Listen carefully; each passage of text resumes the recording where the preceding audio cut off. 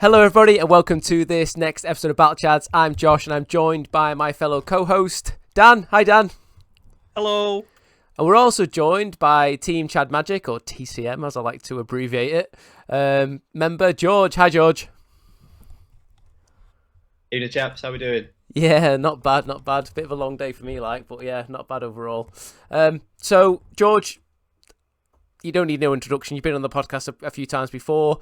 You're known within the team to be quite a big brewer, particularly now that Dragons of Tarkir, whatever the new set is, the new Tarkir set, Dragonstorm has come out. You've been absolutely hard at work with standard brews.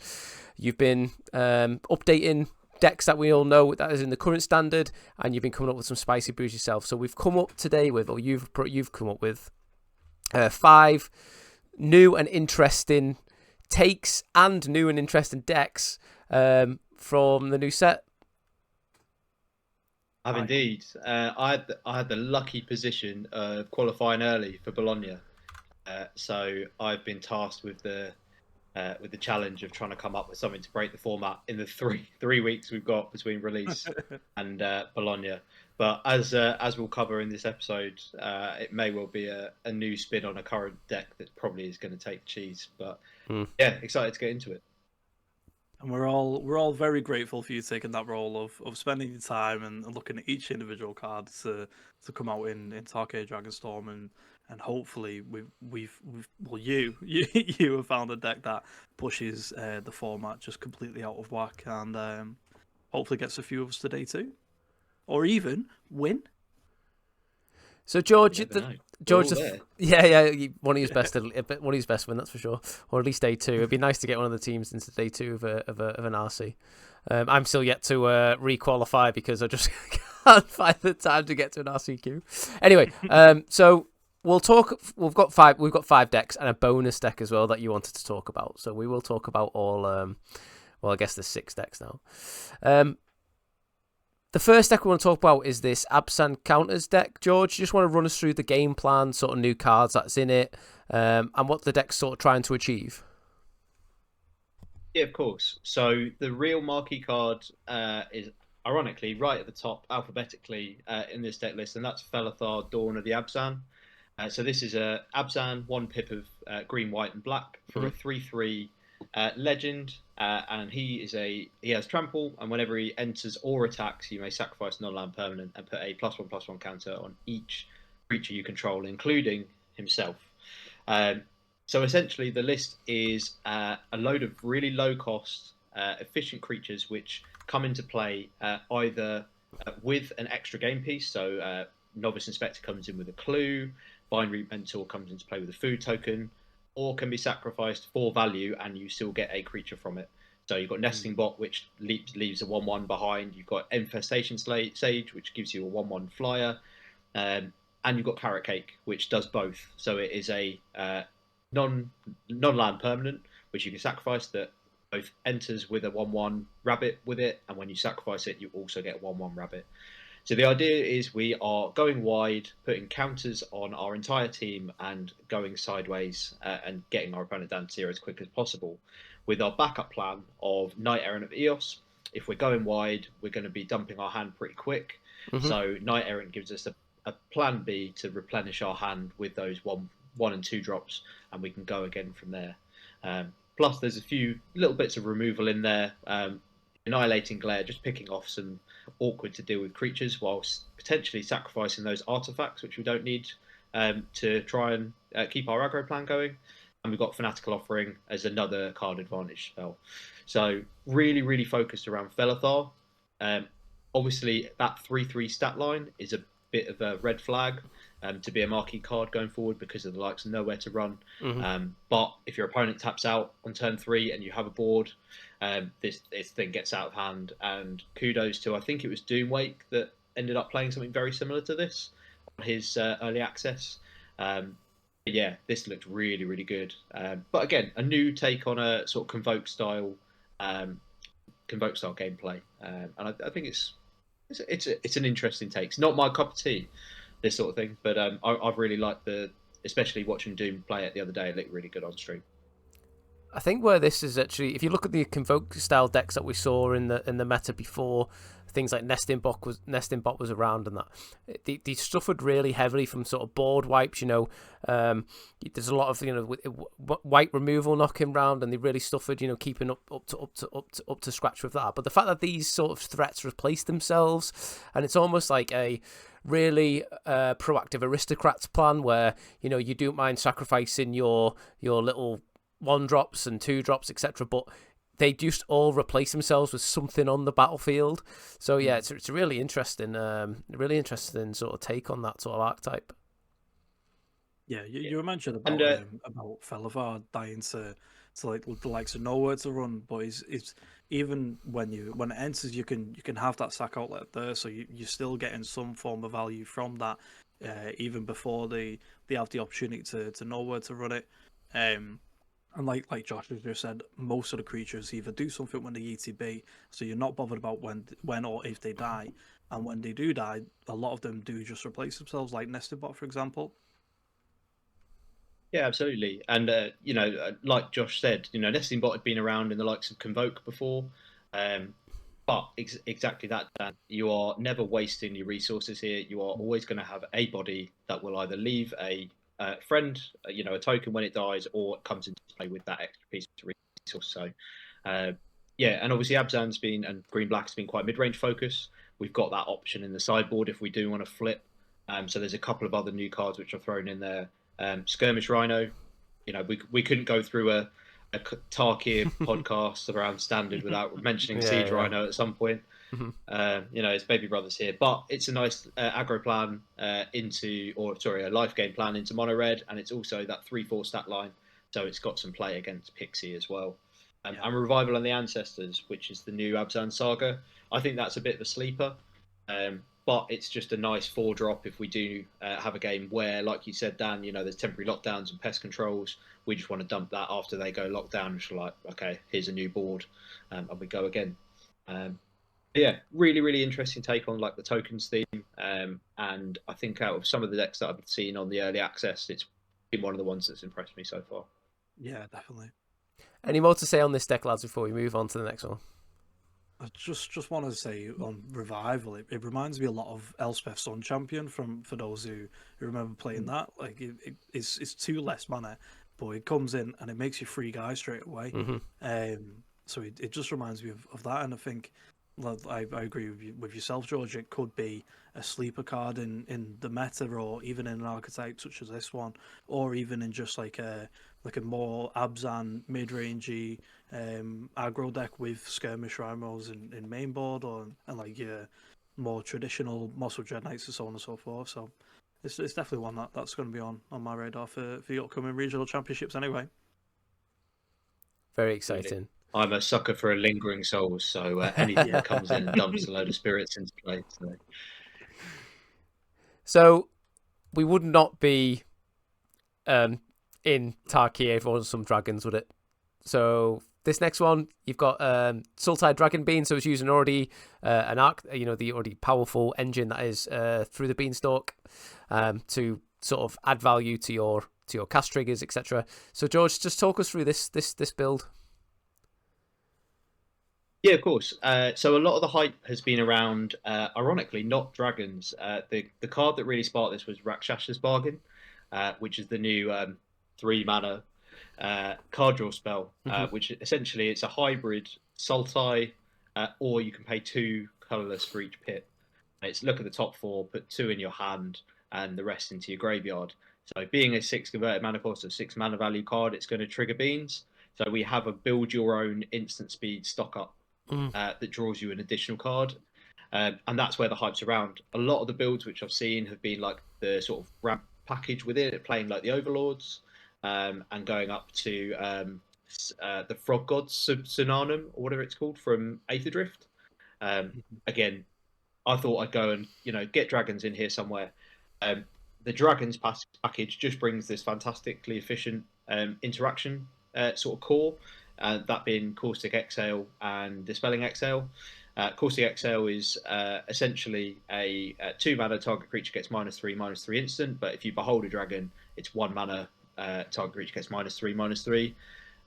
fantastically efficient spell, and that minus clause being able to nab for example, a Heartfire hero in mono red, get their power down to 0, so you take no damage. Is actually really relevant. Mm-hmm. Yes. And again, we've got a Caustic Exhale, a Mana Leak, when we behold a dragon, which is fantastic. The dragons themselves, we've got a mixture of flexibility within this, and that's the real beauty of how they design these dragons in this set. So they are all omen spells. So they are either an instant or sorcery that we can cast, some of which trigger beams, or they are a relevant body in the late game when we want to take, actually finish and close out the game. So we've got Bloomvine Regent, which ramps us. It's a little bit limiting. It's a Kodama's Reach, but it only fetches forests. So I think Nissa's Pilgrimage was the last time we had a sort of effect like this that just search for forests. We've got Disruptive Storm Brood, which is a 2-mana black and 1 removal spell, destroy target creature with power 3 or less. I underestimated that card because it also is a naturalize on a stick that also triggers beams if you want to cast the dragon size, which is fantastic. We've got Scavenger Regent Exclude Toxin, which is a -X Wrath on a stick, or a 4-mana 4/4 flyer with a relevant ward ability. Or we've got Morang River Regent / Coil and Catch, which is a draw 3, discard 1 instant speed spell, or a big 6/7 fat flyer that bounces 2 non-land permanents. That's the sort of core of the deck. I just wanted to include like a Dragons package within this because I think that Caustic Exhale, Dispelling Exhale package is really, really interesting. Yes. It's just a case of whether it's a deck for now and it's better than any of the domain sort of package, or this is one for September potentially when we look towards rotation. But the sort of core Sultai Beans package is something really, really powerful, and I think going forward potentially for Bologna, it could be in with a shout. I really like this because that the sort of Omen sort of mechanic is really interesting in the deck, because not only are you casting the Omen spell, which is thinning your deck out or drawing your cards, but you're also shuffling it back into your deck to protect your dragons, and you're probably going to draw them again, especially when you've got essentially like you said such a great sort of card engine with Rakshas. I can't even say it properly. Rakshas Bargain and Up the Beanstalk. So you are filtering through your deck quite fast. You're getting turbo value, and you could even be beholden numerous times with the same sort of card. So I really like this deck. This is actually really cool. Yeah, they're just reusable threats all the time. Each and every single one of them dragons, they've got a relevant ability, whether it's ramping with Bloomvine Region or just killing a creature with Disruptive Storm Broad, or even the what's called the Chainsaw Massacre with wings. The Scavenger Regent. And then Rakshakalaka's Bargain. It's Rakshakalaka's Bargain. That's what I'm going to call it. That's what I've been calling it in testing anyway. Yeah. I've been looking at this card for Legacy as well, actually. It's insane. It's just the stuff it can do with Beanstalk, and like in Legacy, especially when you get like your Force Wills and your Daisies. Yeah. This pitches to all the things. Force Will, it pitches to Endurance, it pitches to everything. But anyway, back onto Standard. I think it's just I just think it's crazy. They've just printed stock up, and then they go and follow it up with this, and we'll come onto it later. But even the Jeskai Saga, which we'll cover when we talk about Pixie later, like it's just crazy the amount of these like 3-mana hyper efficient card draw engines that we've got now. Let alone like the synergy with Beanstalk. It's uncommon. It's mad. It's mad, but it's really good for Standard because we get some really, really cool tools to build around for these like mid-range decks. It's fantastic. Yeah. So if this card was like a rare or even a mythic, it would be like $25-$30 easily. Yeah, I mean, like imagine showing this to a Magic player like 10 years ago. You'd be like, what is this? It's ridiculous. Even like with the Beanstalk, mental. Any more on this? Any more to say on this deck, George? I mean, the mana base is super. I'm not going to really talk about mana base in Standard. I can see Maelstrom and the Spirit Dragon here, which is sort of like a land you can sort of sink mana into to fetch a dragon, or it's just a mana fixing spell for your dragons. But other than that, it looks pretty basic. Yeah, I mean, we're not going to get into standard mana bases today. Yeah. That's a rabbit hole. That is standard mana bases. Definitely not. We've not attached a sideboard to this sort of deck, but to be fair, within these colours, you got black, blue, and your green. It's sort of, you can sort of there's lots of tools there you can build your own sideboard with, depending on what you're going to face or what you expect. You can just take any of the best 15 Sultai coloured cards and just whack them in your sideboard, and you'll be okay. Cool. So Dan, next deck. Do you want to talk about this absolute pile? Yes. So this is my perfect forte. This is look at him. He's so excited. I'm so excited. So happy. I'm happy that now that Monsters Rage is clear, we get to talk about decks like this, and it's even got a turn 2 win built into it. So this is Rakdos Scam. A lot of people are calling it Rakdos Leyline nowadays. But Scam is also just fine. So it runs your basic normal Leyline deck packages, such as Cacophony Scamp, Callous Sellsword, Heartfire Hero, so on and so forth. But with the black splash instead of green splash for 2 different new cards. So the first one is you got Rock Curse Rakashaka Laka, which is a 2 mana 5/5 trample with Decayed. So this creature can't block, and when it attacks, sacrifice it at the end of combat. And it's also got Renew. Now a 2 mana 5/5 with trample, and it's got more text than the dictionary is. It's insane already. So its Renew is X double black. I'm surprised I've read playing know what dictionary is. I can't even spell dictionary. Me neither. So you put a Decayed counter on each of X target creatures. Activate only as a sorcery. So you attack for it on turn 3, and it dies straight away. But then later on, you can use it to sort of just stop your opponent's creatures from blocking forever, essentially. And then if they do want to attack, then they just die. It's fine. The second black card out with the new set is Desperate Measures, which is Skull Clamp, but on the most insane amount of substances ever. So it's 1 black mana for an instant. Target creature gets +1/-1 until end of turn. When it dies on your control this turn, draw 2 cards. So on the base, it doesn't actually sound that great. Now when you pair it with Leyline of Resonance and you target 2 of your creatures, say you target the demon that's already going to be dying anyway, then you're drawing 4 cards, and you're triggering your Cacophony Scamp dying, you're triggering your Heartfire Hero dying, and if you pair it with like a turn Inside Out, you're drawing loads of cards, and you're also replacing those creatures that have just died with Manifest Dread tokens. It's disgusting. It's insane. It's really, really good. This is one of the decks that I've been looking at very, very closely for Bologna. It's got Slick Shot Show Off as well, so you just from looking at that, you know that it's going to be an explosive deck, and it can just win out of the blue on turn 2 with the Cacophony Scamp combo with a Leyline and a Monstrous Rage out on the field, or even a turn Inside Out. That's a turn 2 win right there. And then even worst case scenario, you just kill them on turn 3 with Slick Shot Show Off and 15 spells that you're casting on turn 3. Do you just want to explain the combo? I mean, you might have already done it, but just explain, because Leyline. Just explain what Leyline what is with me today on this podcast? Resonance does, and then just explain the combo for those listeners. Yeah, so Leyline of Resonance is a 4 mana enchantment. That's it. On the face of it, it's not very good. 4 mana for an enchantment. You're an aggro deck, you want to be casting it, but it has got the quote unquote Leyline text. So if it's in your opening hand, you begin the game with it on the battlefield. So you go turn 0 Leyline, and you draw your card or play a land, play a Cacophony Scamp, pass the turn. Turn 2, draw a card, attack before damage, Monstrous Rage or turn Inside Out. Go to damage. Well, sorry, your Leyline will then trigger. Put another turn Inside Out or Monstrous Rage on it. It's a load of power then. If they don't block, they take the damage, and then Cacophony Scamp will trigger. So when Cacophony Scamp deals combat damage to a player, you may sacrifice it if you do proliferate. The proliferate's a bit. It doesn't really. You don't. It's yeah, exactly. It's flavor text. But when it does die, it deals damage equal to its power to any target. So as you turn 2, you need Leyline, Cacophony Scamp, at least 1 land, and a Monstrous Rage or a turn Inside Out. That's all you need for a turn 2 winning standard. Brilliant. And then you're in, black red, so you get access to really, really good sideboard cards. Like you get Duress, which it can just play more recently, like the red black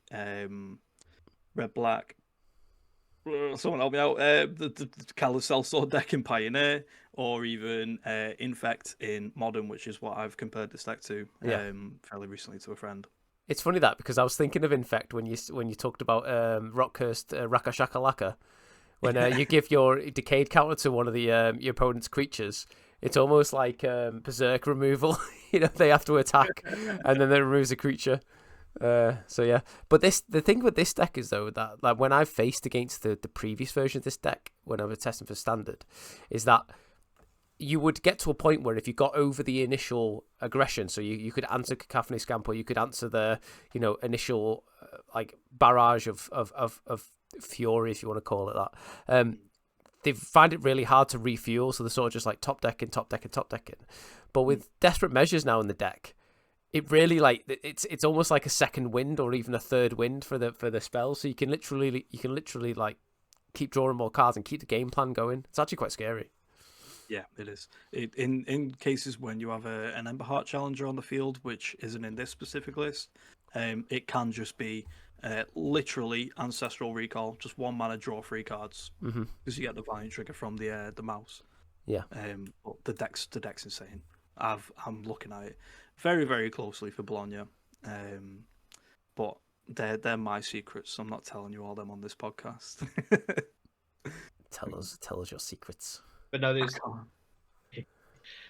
I'm not a big aggro man, but this really, really intrigued me. There's some really cool stuff that you can do with Rockhurst, Rishi Sunak, like things like we were saying before the pod, the captain. I can't keep saying it. Rockhurst, Rishi Sunak is.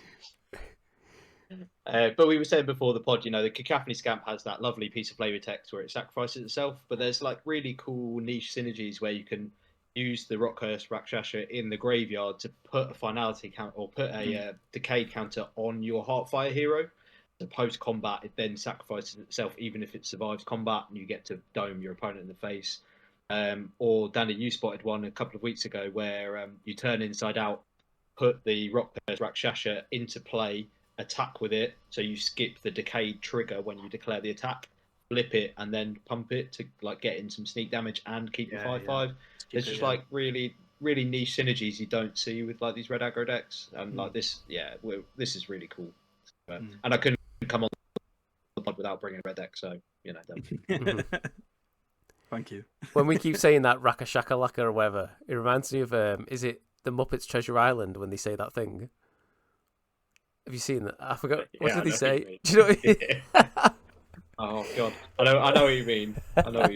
Any more to say on this deck? Sorry, Gen Z. This is a '90s film reference. Yeah. One of the best films ever. Any more to say on this deck, lads? Before we move on to 2 of your spicy brews, George. Nope, all good. Okay, George. No, nothing for me. So we've got 2. Well, I say it's 2 Storm decks. I'm pretty sure one of them is an actual Storm deck, but you've got Teval Storm and Sibsig Storm. So we'll talk about Teval first. So what? Absolutely. So before we get lost in some Pixie conversation, which might take up a little chunk of time. Yes.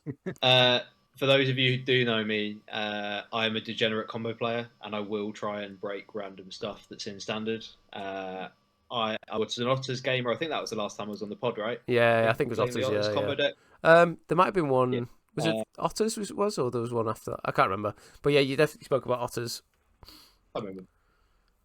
Yeah. So Teval is the big marquee card for this deck, and I have called it Teval Storm because that is essentially what we're trying to do. Okay. So Teval is one of the big signpost in spirits legendaries from the new Tarkir set. Mm-hmm.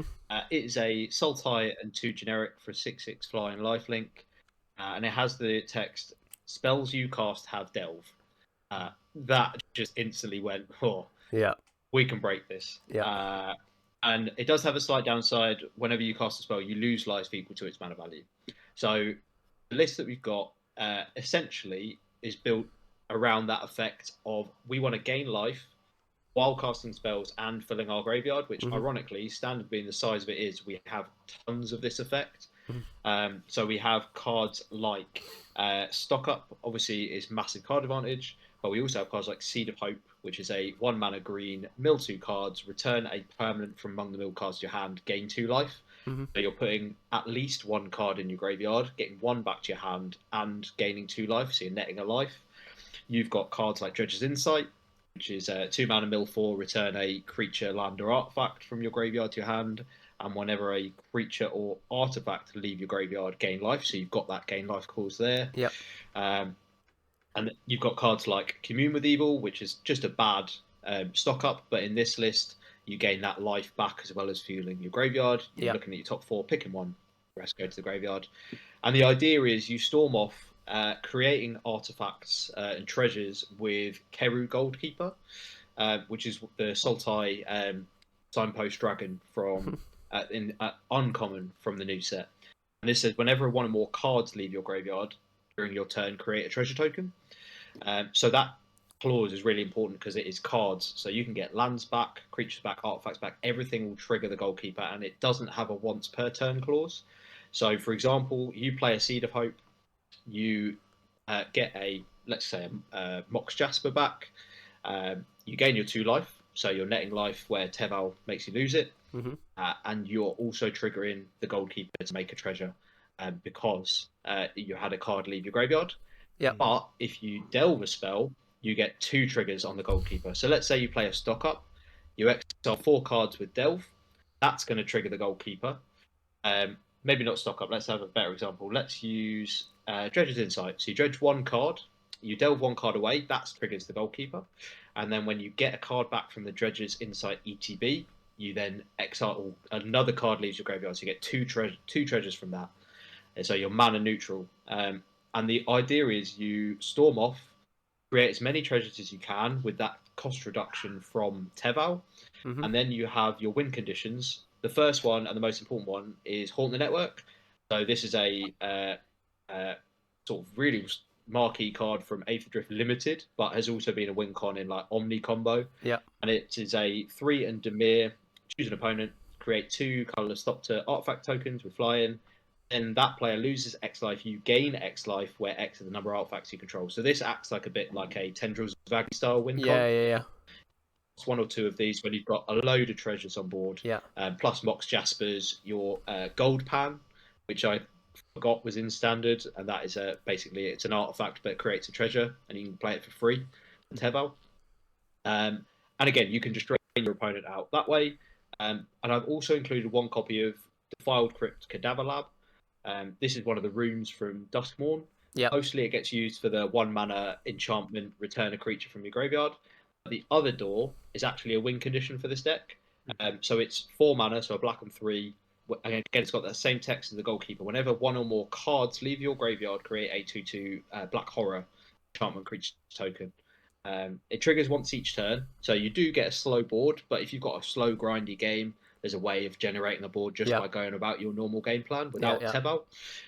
So again, and that's the game plan. So it's Sultai sort of treasure delve combo deck or standard, and hey, we get to play a Mox because we have 8 dragons as well. So yeah, you put delve anything and a Mox in the same deck, I'm going to try and break it. So. Yeah, I mean, the boxes have always sort of like earned the spaces a lot of unique build around decks. Not to mention what happened just in Modern recently, but yeah. Some cool cards from the new set in the sideboard. You know, you've got Awaken the Honored Dead, destroy target permanent as a saga. It's, you know, mill 3 cards. It helps you game plan, and then you discard a card when you do return target creature or land. So it helps in those grindy games where, you know, your dragons get removed, etc. Yeah, and again, we of course get sales back in the sideboard. Generically good card, and then just some good green, black, blue removal interaction, etc. Yeah, just a sort of like Sultai mid-range sort of sideboard plan that you can flip into. And again, like at the end of the day, you are 8 dragons in your main deck. Why not make the most of having that interaction if you need it for certain matchups? Yeah, for sure. I will talk like the Honored Dead. I will raise as like a sleeper. I think this card's sweet. A 3 mana, like essentially a Vindicate in standard that you can recur and bounce. And, you know, if you get to chapter 3, you can start recurring your win conditions, your Teval or your Goalkeeper. I think the card's proper sleeper. So, Yeah. Yeah, no, really cool little sideboard for this, but you know, I'm just excited to see if this has got any legs in standard, see if I'm combo killing standard. I mean, this set seems like a really impactful set so far. Like a lot of build around, a lot of brewing, a lot of things to get excited about in standard. Yeah, definitely. I mean, And it feels like a standard set. Yeah. It feels like a Magic set. None of this universe is beyond stuff. Like, Yes. this feels real. And like we were, I think as a team, Dan, you'll probably agree, we were a little bit low on this set initially, but like, Yeah. you know, 2-3 weeks of brewing. And yeah, you're absolutely right, Josh. I think this is a little brewer's paradise going forward for standard. It's like when you're first seeing cards like Mox Jasper, it's like, oh, it's a commander card. It's got to be, but like there's decks like this, and then Frank Carson had put together a blue-red dragons list, and from what I've seen from the early access streams on Arena, that deck looks really, really good as well. Mm-hmm. Not as good as these 6 because otherwise we'd include it on. But it's like you just don't realize how like the stuff that you can do in standard, and this is where George shines the most, and this is why I value him as a team member, because he takes time and looks at all the different combos you can do in standard, and then sort of like evaluates the best ones that you can do with certain cards. Like if someone showed me Haunt the Network in just a random pile, I would not have thought that this is essentially Tendrils of Agony. So it's it seems good. I like it. Combat maths for the week. Just kill them dead on the stack. Yeah. Yes. Oh yeah. Any more to say on this one, lads, before we move on? Nope. Okay, so Sibsig Storm then. Talk us about this. Okay. Talk us about this one. So I do a pre-order for like cards I think are like worth a hedge on. I normally, you know, $1 and under or €1 and under, and you know, I'll buy a playset, chuck it in the basket, probably sit in a box and never make any money off them. But you never know. One of those cards was the Sibsig Ceremony. So this is I mean, any enchantment that starts with the mana cost black. Yes. Is normally like, oh, yes. we've got something here. So the Sibsig Ceremony is a black legendary enchantment. So you can only have one in play at any one time without any, you know, extraneous effects. And it says creature spells you cast cost 2 generic less to cast. Fantastic, but it does have a downside. Maybe whenever you a creature you control ETBs, if you cast it, destroy that creature, then create a 2/2 black zombie druid creature token. So this sort of flashes back a little bit to Heartless Summoning, which when it got printed got a load of hype back in original Innistrad, for like a creature combo deck with like Mere Retriever loops and that sort of thing. Mm-hmm. We can't quite do this with, well, we can do that with Mere Retriever in Modern if we want to go down that route. But obviously we have this tool in Standard. So initially I had this as like an all-in combo deck, but I've managed to, you know, sneak some Torch the Towers and that sort of thing. But I'll explain the combo. So ideally you have a Sibsig Ceremony on the board. Mm-hmm. And then you have, I think I'm down to 15 artifacts, which you can play for 2 mana, you know, as they were. But with the Sibsig Ceremony, you can play them for 0. So you're friendly Teddy. You essentially pay 0 with the Sibsig Ceremony come in. You make a 2/2 zombie, and each player draws a card. Scrapwork Mutt, ETB, make a 2/2 zombie, discard, draw. Market Batwalker, it's a Hangabout Walker, but it draws cards equal to its power. It's double X, but obviously that would be 2 mana that you put into it. Yep. 0 with Sibsig Ceremony. ETBs, make zombie draw a card. And then you've got Iridescent Top, one of the new cards from the new set. Costs 5, but obviously only costs 3 with the Ceremony. And that nets you Wooburg mana, so you can keep going off. Mm-hmm. You've got a few value cards in there, like the Gleaming Barrier, which dies and makes a treasure, so it keeps your mana going for free. And Overlord of the Baelmerk, so 1 mana dig for your, you know, your next piece of fodder to keep going with the combo. Yep. So how does the deck win? So there's 2 options in this deck. The first one being Stormscale Guile. So this is the new 6 mana, for flying. Other dragons you control get +1/+1, and it has Storm. So you copy it for each spell you cast before. So obviously, it being a creature, it will only cost 3 when you go off. Yeah. You do need that second red, so that's why the Gleaming Barriers are in there. So you can play your Iridescent Tiger, play your Gleaming Barrier, have your double red ready to go, and you just go ham.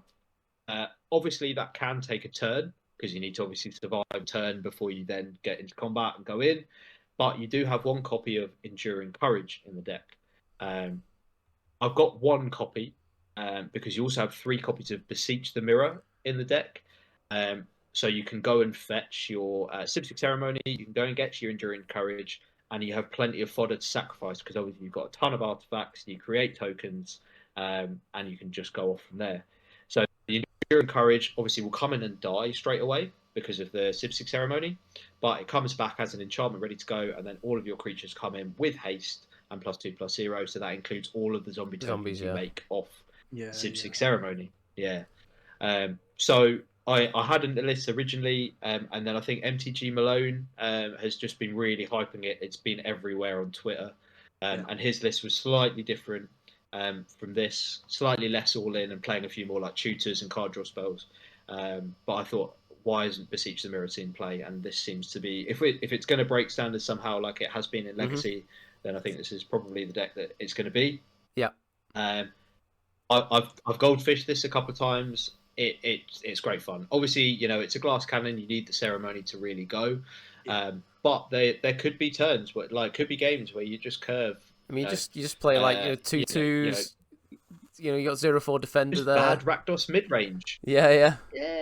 You just play bad Rakdos mid range with some Torch the Towers to keep Mono Red at bay. But really, really good fun. And I like a glass cannon, and if it works, it works. But this looks like great fun. For you triple black enchantment necro enjoyers out there. So, really good fun brewing this one, and nice to see that it's got some traction in the early access event as well. Yeah, definitely. It's like all the creatures in this seem like draft shaft, especially the Storm Scale Scion. I'm like, when you see that card, it's like, what's an EDH card doing in the standard deck as 3 copies? Yeah. But it looks really cool. This, and this is a budget deck. You take out the Overlords, and you've got a really cool little budget standard deck here. Yeah. So if you want something, let's face it, unless this starts really putting up with some results, this is a really good deck for FNM. Yeah. So if you fancy it, cut the Overlords, maybe put in a few more card draw spells or Fear of Missing Out or something. Go and have some fun. This was great fun to brew. You know what? You say this, Dan, seeing some commander cards, but these are no longer command. This is standard cards now. These getting played in standard. Now, Commanders had enough attention and love off Wizards. Yeah, that's to be fair. Any more to say on the Sibsig, lads? No, good. Nothing from me. I just noticed as well on the sideboard you got that the Burster Swarm, which is sort of the beans, sort of one of the beans payoffs in the Golgari graveyard deck. That's quite a nice little secondary game plan for when they're trying to keep Spell Snare up for your Spell Pierce, up for your Sibsig Ceremony. You just slam a big 6/6 with Menace and Death Touch. Yeah, Rakdos doesn't deal with Rest in Peace all that well, so you got to have a backup plan. Yeah. Sound. So, we'll talk about Pixies now. I'll go through this one. So, obviously, Pixies is a deck that's sort of been like a pseudo menace in standard up until recently. I feel like the format has sort of, especially if you look at the Pro Tour, the format sort of adapted in a way to deal with Pixie, but it's still, a menace when you look at like sort of F&M sort of level Magic, as well as RCQs, RCs. It's a very powerful deck, and it's a deck that still wins. But obviously in the new set, we wouldn't be here talking about Pixie if there wasn't some new cards in the new set. And I know, George, you're going to talk about different ways to approach Pixie, because I know you've been doing some work on Pixie recently. But this version that you've given us here, some new cards that we've included are the Sun Pearl Kirin, which is actually really, really spicy. So it's almost like a Nurturing Pixie for 1 more mana, but it has flash. So when Sun Pearl Kirin comes in, so it's a white and a generic for 2/1 flash flying creature. When it enters, return up to 1 target non-land permanent you control to its owner's hand. And if it was a token, you can draw a card. Now, if you look at the sort of the way you built this deck, you've got a lot more enchantments in terms of, because when I first last looked at Pixie, there was the nowhere to runs, there's no momentum breakers and the hopeless nightmares. But here you've included Disturbing Mirth, which I've seen quite a bit of in the past, usually a build around card, as well as a new card, Thunder of Unity, which is, your sagas when it enters draw up to 2 cards and then you lose 2 life. But drawing 2 cards to 2 life is fine, especially if you can sort of get value and win games with those 2 cards. And then you've also got the additional sort of Hopeless Nightmare with Tiny Bones joins up. Now, I've noticed this new card here, Corey Steel Cutter. So you can actually use this as an equipment. But when you cast a second spell each turn, which is usually what Pixie does, you play your Pixie, play your second spell, you actually net a white monk creature token, which with Sun Pearl Kirin you can actually draw a card from. So there's actually quite a cool little engine there, so you can keep making your 1/1s, maybe even bounce your Sun Pearl Kirin to draw a card. And yeah, so this is a really cool deck. Talk us more about this deck then, George. So why have you built it this way? So there was a black-white Pixie deck that did well at the PT. So it sort of got in my mind that you don't necessarily need the blue for Storm Chaser's talent, and this town ain't big enough. Also in the back of my mind was this town might get banned, so let's prep for it and make some non-blue Pixie decks as well. But yeah, some of the new cards really jumped out to me. So yeah, no, you hit the nail on the head. Corey Steel Cutter was one that we sort of jumped on pretty early.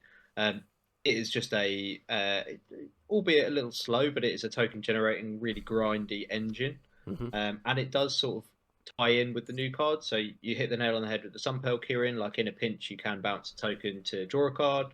Obviously, you've got that recursion, so you're likely going to have a second spell in your hand to trigger it. And then Thunder of Unity. Corey Steel Cutter, again, it's slow and grindy, but you do get that drain and gain, which might just get you over the line in maybe the mirror match, which, for obviously, I know Dan's mostly been on red, but for a lot of the team that have been on it and been on Pixie lately, these games normally go to single-digit life totals, and that extra chip damage from the Thunder of Unity is really important. So I wanted to experiment with Mardu. I think Disturbing Mirth is a real sleeper. Obviously, you can sacrifice, your Pixies and recur them with like Overlord, Blue Spiteful, which is a 1-mana 3/2 that comes in with a curse roll. So you have that enchantment which you can sacrifice, and if you just curve Hexmage into Disturbing Mirth, you get that 2 card straight away by taking that curse roll, sacrificing it, and drawing some cards really early, which is fantastic. And you create a 3/2 attacker ready for turn 2 on blocker against mono red.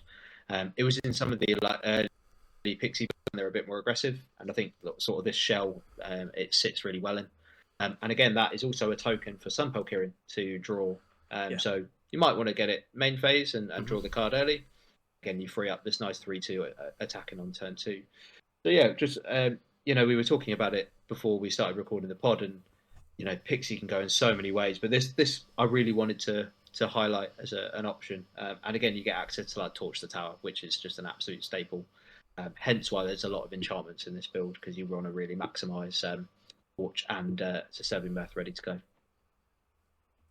Yeah. So do you think then like the blue is still the sort of best way to approach the Pixie style deck, or do you think that the hype behind the proposed this town ban got people brewing more and brewing sort of, not out of desperation per se, but, out of trying to innovate the Pixie deck in the likelihood that it would lose its sort of flagship blue card? Because you don't have Storm Chaser talent in this deck, which is obviously another absolute powerhouse. The recursion with this town and stuff, is that really a space in which players are going to drop, or is that really a game plan players are going to drop? Because this is cool, but I'm not sure how much better it is. I mean, this seems to be a lot more explosive in raw card advantage, which traditionally the Esper Pixie decks don't have. Like their card, I've said this in previous pods, the card advantage from the Esper Pixie decks comes from the actual stuff on the battlefield.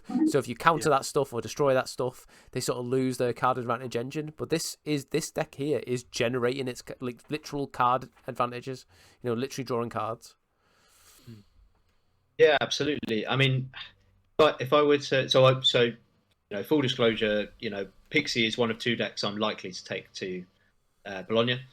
And if I were to go this weekend, I would be playing the blue. Like, this town ain't big enough is such a strong engine, with talent specifically.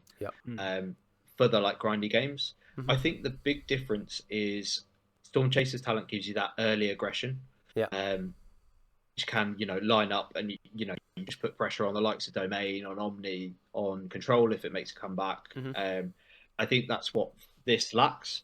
But in terms of a long grindy game plan going into a long game, which a lot of these Pixie matchups do, I think something like this really does have the legs to do it. We've sort of got in a sense, a Storm Chaser's talent at home in Corey Steel Cutter, but it doesn't rely on this town ain't big enough to have that recursion. You've got 8 bounce spells with the Pixies, but you can just play 2 spells and you've got that 1/1 prowess that you to go through hoops and bouncing with a Pixie just to generate again. And it was just that combination of, like you said, that grindy, to keep going as hard draw. I've been testing a lot, and like I said, a lot of these games ends up with single figure life totals and 0 to 1 cards in hand at any one time. Whereas this, you get to keep your game plan going, but you're still getting that card advantage, both on board with the tokens and the small creatures and the Pixies, but also cards in hand. I think there's room to really explore the sort of bounce Pixie archetype. And like I was saying to you guys and the poor Chad Magic team who have had to put up with my 25 odd different brews and 10 of them being Pixie.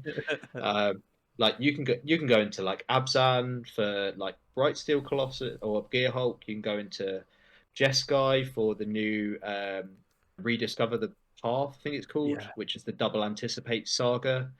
You can just play black white. You can obviously play this Mardu build. You obviously lots of people playing blue black bounce and dropping the white entirely. I don't think that will survive going forward. But again, it's there's so many ways to build it. Just the core engine of that bounce package is so strong, and I think it's worth exploring avenues outside of blue. But for the time being, it's blue. I would say is probably the best way to go with Pixie, especially with the new Sun Valkyrie. Yeah, for sure. Yeah, I'd say so. It'd be hard for me to I've not really looked at standard since coming on this pod, because obviously standard season's over. I've not qualified for the RC, so I've been looking at more in modern and sort of the bigger formats there. But it makes me kind of sad. I'm not really as entrenched in standard as I once was a couple of weeks ago, because this is really exciting. I'd love to play some of these and then TGO. I actually might do it this weekend, to be fair. So. There's sort of any more to say on the sort of these decks, lads, or even the sort of how standard is right now. How's your feelings for standard currently? No, I think we've hit the nail on the head with it so far. Obviously, a new set's just come out, and there's lots and lots of innovation that you can do, as there always is in standard. Which is what these 6 decks have sort of proven to give us. But I'm looking forward to. I'm looking forward to seeing how, maybe waiting a couple of weeks to seeing how the format shapes out to be. Whether you're still going to have Mono Red and Esper Pixies are still going to be the 2 big stacks, or whether something brand new that even we've not discussed on the pod or that we've had an eye on, whether one of those decks come and takes the crown. But no, it's exciting to see. Yeah, I mean, it's definitely. I mean, we said 6 decks, but this is actually 5 plus 1, so it's 5 plus the bonus, because we'll have the Pixie as the bonus decks when I'm doing the thumbnail. When Ellie's doing the thumbnail, I could be it's 5 decks and plus a bonus one.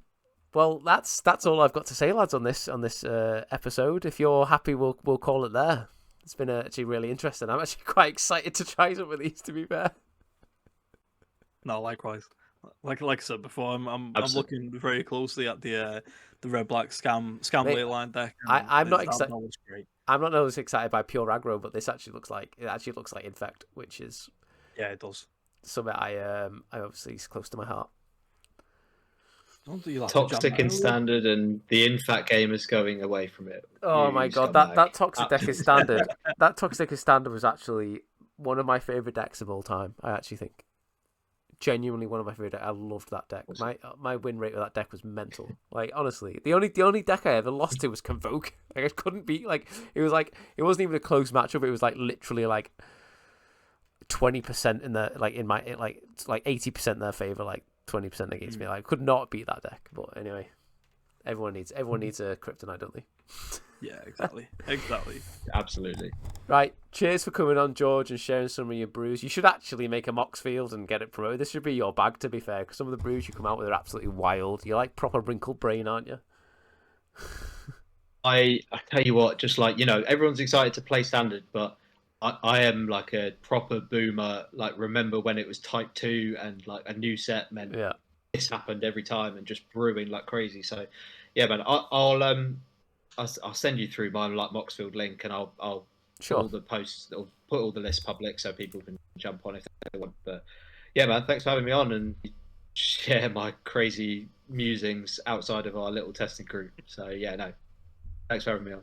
I will actually link these decks we spoke about on this pod, so you can just easily. So if you listen to the pod at home or whatever, and you actually want to follow the deck lists as we're talking about it, you'll be able to click on them. But yeah, George, that'd be cool if you shared your Moxfield. That'd be great. Anything to add, Danny, for a wrap it up? Oh, all good. As always, follow us on Twitter. All our links will be in the description, and get us to that 500 subscriber mark. We're nearly there, and we really, really want to get it. So subscribe to us. Do it. Don't forget to like, comment, and subscribe for all the battle chat. This is really creepy, whispering down the mic when we're ending the podcast. Let's stop it. This is becoming the worst ASMR podcast. Dragons and turn inside outs and wild rides. I don't know why I picked those two cards. Anyway, thanks for joining us on this week's episode of Battle Chats. Hopefully you found this really interesting to the new meta. And go with F&M and storm off with the big fat dragons. Cheers, everybody. Thanks, everyone.